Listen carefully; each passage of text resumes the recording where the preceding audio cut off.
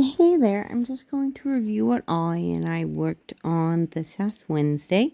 It might go a little long, but that's usually just happens during this first recap, and then I'm able to get them a little bit tighter from there.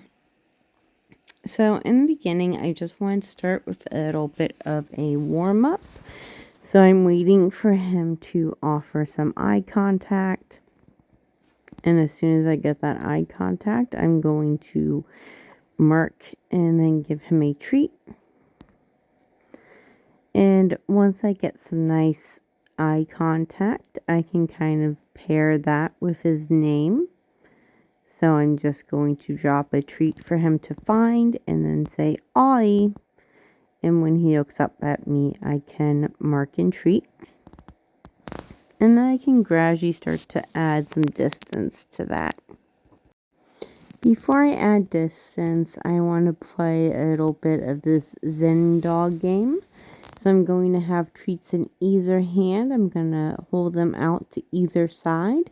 And I'm waiting for him to check in with me instead. So you'll see me hold out the treats. He's going to look between my hands for the treats. And I mark and treat when he looks at me. And now you can see I'm starting to add some distance by tossing the treat out a little bit more. I'm going to say find it so that he knows that that treat is for him. And then once he finds it, I'm going to call him and mark and treat for coming back. I then want to do a quick kind of introduction to usage walking. So I'm first going to have him return to heel position. So that's just returning to my left hand side. And then we're going to do this little finding heel position. So I start by prompting him into heel position. And then we're going to rotate 90 degrees. And I'm going to wait for him to find it again. Like find that heel position. And then mark and treat once he's back into heel position. And so you can see now we're doing a nice little square. And once we're able to add some more distance to this, so he's continuing to find heel position over that distance, I'm going to start adding in some other cues like a sit. And then I might start doing a let's go after the sit to indicate that we're walking together. And when I turn around, I'm going to say this way. Just let him know that I'm changing directions. Later on, I also want to use this way as a way of letting him know that we're going to create some distance. But here I want to switch gears and work on his relaxation. And I'm going to do that with his place cue. So I'm going to start by prompting him to place. So we're going to do a few repetitions of just me tossing a treat out and then luring him onto his bed to place. And this is also going to give me an opportunity to troubleshoot a little bit. So he's having some trouble getting all 4 feet on. So I'm going to move the bed around a little bit just so we can troubleshoot and see if we can get him getting on the bed a bit more easy with all 4 of his paws. So I'm going to move it away from the wall a little bit because I thought he might be feeling like he's walking into the wall. And then I'm also going to try adding the blanket to the side to see if he doesn't feel like doesn't have enough room. So now we've been establishing that place cue, and I'm going to start to add in the relaxation protocol so I can reinforce him for maintaining his spot on the bed and hopefully get him to relax a little bit. So I have the written form of the relaxation protocol drawn up on my phone. So I'm kind of reading it off as we go through it. So I'm going to prompt him to his place. I'm going to treat him for going on to his place. Then I'm going to read off the prompt on my phone of whatever to do next. It usually starts with 5 seconds, then 10 seconds, then starts to add in some movement. And as long as he maintains at least 1 foot on that place, I'm going to drop a treat. And then afterwards, I'm going to release him with a free and a beckoning motion to go get that treat. And we're going to repeat that pattern through the different prompts until he's able to settle a bit, and then we'll just go one prompt to the next. Now, usually settle means being in a nice down position, but you're going to see that he has some trouble getting comfortable enough to get into a down position. Whereas once he figured out that he could get all 4 feet on the bed, he got into a sit pretty quickly. So I am going to kind of make it a little bit easier for him, and that instead of requiring a complete down, I might just wait for him to get into a sit in order to start calling that a more relaxed state and starting to move from one prompt to another. Now, even once he is sitting and I'm moving from one prompt to another, I am still dropping a treat for him between every prompt. I'm just not going to be releasing him from his bed. There's one more bit of troubleshooting that I kind of figure out as we work on this. So typically when I'm practicing this, I will just drop the treat for the dog. And you can see me dropping the treats for Ollie. But I realize that he has a lot of trouble finding them. And though sniffing for treats can be kind of a relaxing game for a lot of dogs, Ollie seems really determined to find them, and he's having a lot of trouble doing so. So I'm actually going to switch it up a little bit, just kind of change the protocol a little bit, and try giving him the treats by hand to see if that might help him maintain the position and get more relaxed. So with all these kind of mild adjustments, I am making sure that it's getting the desired effect. So my hope in giving him the treats by hand is that he can settle more in between the treats.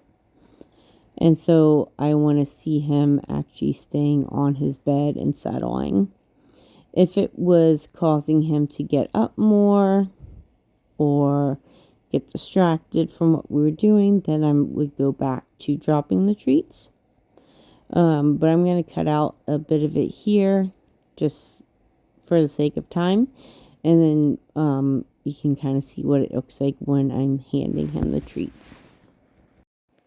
So now you can see I'm continuing to go through that relaxation protocol, but now when I prompt him onto his bed, I'm going to go ahead, hand him the treat, do the prompt that is next, and then hand him a treat. And then if he's continuing to stand, I'm going to toss a treat out and then invite him back again, following that pattern. But if he's starting to settle, and that can be as subtle as going into a sit, then I'm going to continue through the different prompts without releasing him. So now you can see he offered that sit on his own. So I'm going to do a few different prompts in a row. And as long as he's able to maintain this sit and ideally move into a down, I'm just going to continue following the prompts of the relaxation protocol. And if at any point he gets up, I will toss the treat and we'll start to go back to that initial pattern of tossing the treat in between the prompts. So I'm going to cut out a little bit in the middle here just for the sake of time, and then come back so you can see kind of the end results of this. So by the time we're finishing up, we got about midway through day 2 or phase 2 of the relaxation protocol, and it definitely starts to get a bit harder having me walk to the side and around him. And so I want to make sure that we're ending at a good place. So I'm going to have him come back on. I want to make sure that I can get a couple of prompts where he's able to maintain that place. And that way when we finish up, I can go ahead and release him with a free and a beckoning motion and a treat tossed away. And so I may even make it a bit easier at the end so that way we're ending on that nice good note. So I wanted to get him all leashed up and see what sort of work we could get done outside. And just like inside, I'm starting with just some nice attention getters, making sure that he can offer eye contact when I'm just standing there. And then I'm going to make it a little bit harder with this Zen dog, see if I can get him offering eye contact when I have those treats in either hand. And then I can start to make it a little bit harder by dropping the treat for him to find, waiting for him to look back at me. And then I can pair that with his name and also start to add some distance to it. So we're starting to create that nice recall outside as well. So I like to start any training in a new space with just this getting some offered eye contact and making sure I can get some good engagement, because if I can't get the eye contact or the basic engagement, then I'm not going to be able to get much more than that. So you can see here I'm also kind of tossing out the treat and starting to pair that with calling him back to me. So I'm starting to get some distance with that as well. And then we're going to practice some usage walking by having him swing into heel position. Start having him then find heel position as I pivot around. And I'm going to start to add some distance between those pivots so that he's having to walk a bit in order to find that nice heel position. Marking and treating as he's able to come along with me and check in with me. And then once we have some good practice of kind of finding that heel position as I move around, I'm going to start adding in some cues. So I might ask him for a sit. I'll mark and treat for that sit, and then I'll say, let's go, to indicate that we're moving together. And then as I start to change direction, I'm going to say, let's go to, or this way, to let him know that we're changing directions and to encourage him to move in the same direction I am. And then this way is going to start to come in handy as there's distractions out and about. So while we are out here, we're going to run into a couple of things.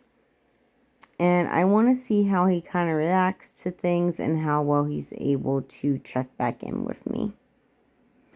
So there's a child going around with a wagon, and that can be kind of a strange thing to a lot of dogs. So I want to kind of see his reaction to it. And what I want to see is if he can look over at the wagon, check it out, and then look back at me on his own. Now, if he's struggling with that and it takes him, more than a few seconds of staring at the wagon, I'm going to go ahead and interrupt with that marker. So I'm just going to say yes. And then that prompts him to look back at me. So I can go ahead and treat him for disengaging with the wagon. In between these distractions coming up, I do just want to practice his usage walking. So you can see we're going to start to add some more distance going down to the sidewalk. I'm going to be marking and treating as long as he's able to stay pace with me and check in. And if he does move ahead, I'm just going to say whoops and then stop. And I'm going to wait for him to check in with me again. And at that point, I will prompt him back into heel position and we can start walking again. Now, there are some exceptions to that rule, particularly if he is pulling ahead because of something that's on his radar and making him nervous. Then I want to go back to that engage, disengage and helping him through it. But if he was just moving ahead for a sniff or because he wasn't able to engage with me, I'm going to say whoops and then stop and wait for him to re-engage with me. And I am going to help him by letting him know when we're changing directions with that this way.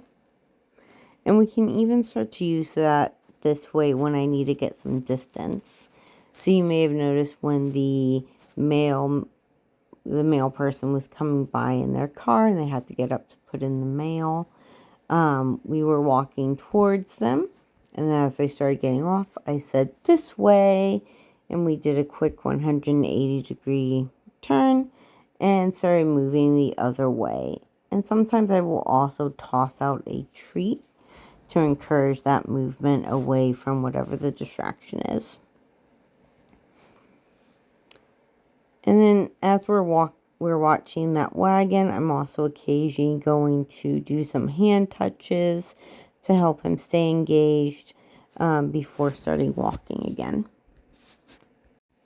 And this does start to bring us to one of our hardest moments. I did see a couple walking up with a couple of smaller dogs. And they were on like some flex leashes. And they're just going on their normal walk around the block. And I wanted to kind of see how I would handle that. So I'm still going to be continuing to mark and treat whenever he checks in with me. And if he gets stuck looking at something else for more than a couple of seconds, I'm going to mark to help him disengage and check in with me. And similarly, as people and animals are going by, I might retreat a little bit up the driveway, and that's going to help us just create some distance. And oftentimes, distance is going to be our friend when we're working through things like that, like this. And so you will see that as they walk by, he gets a little bit overwhelmed and tries launching himself towards them. I'm going to walk up his leash, so I don't want to pull him back by the leash. I want to walk up it, and then I'm going to put that treat right up to his nose and use the treat tossing it away to get him moving away. So that was a bit more of a reaction than I was expecting, so I wasn't quite on the ball there. But you can see as they move away, I'm able to be on the ball a bit better. And when he looks over at them, I'm going to mark. He looks back at me, I treat. He looks back at them again, that's totally fine. I mark, he looks back at me, I treat. And you may have noticed he did a little scratch off. A little bit of scratching, which I think, though he could just be itchy, I think it might be a bit of a displacement behavior because he's done it a few times after something has come into the environment, potentially giving him some big feels. And now what I really want to do, since we were kind of finishing up soon anyway, is I want him to do just a big shake off and kind of recover from that moment of excitement. So I'm going to do some treat scatters on the ground so that he can move around a little bit and sniff and hopefully settle down a bit. But I don't see him do a big shake off, and that's what I really want to see, this whole body shake off. And I noticed when we were coming out that he likes to walk through the vines that are in the front yard. And this is like a bit of chasing. A lot of dogs like to feel the vines on their belly and sides as a way of kind of decompressing and feeling better. So I'm going to let him walk through the vines a little bit. And that's when we get that nice big shake off.